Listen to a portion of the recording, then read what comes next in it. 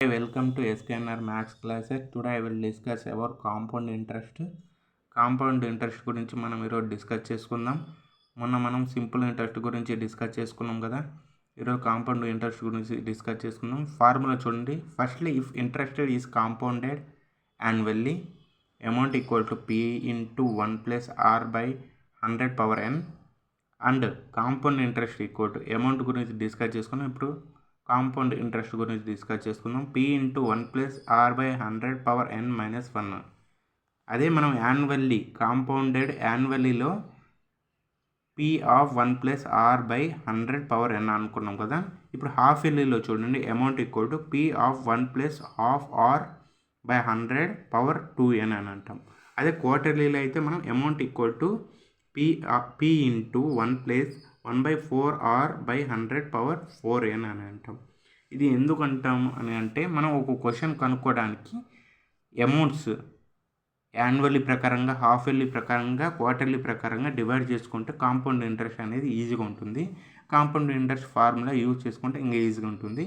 దీని మీద ఒక క్వశ్చన్ మనం డిస్కస్ చేసుకుంటే మీకు క్లారిటీ వచ్చేస్తుంది. ఓకేనా?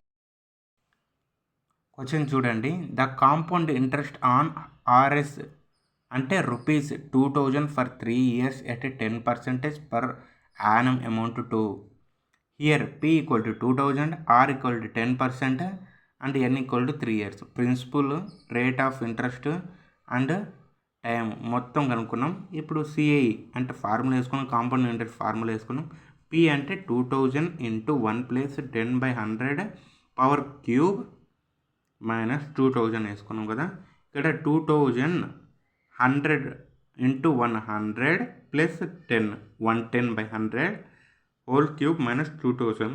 0 క్యాన్సిల్ చేస్తే మనకు 2000 11/10 క్యూబ్ అంటే 3 టైమ్స్ చేసుకున్నాం.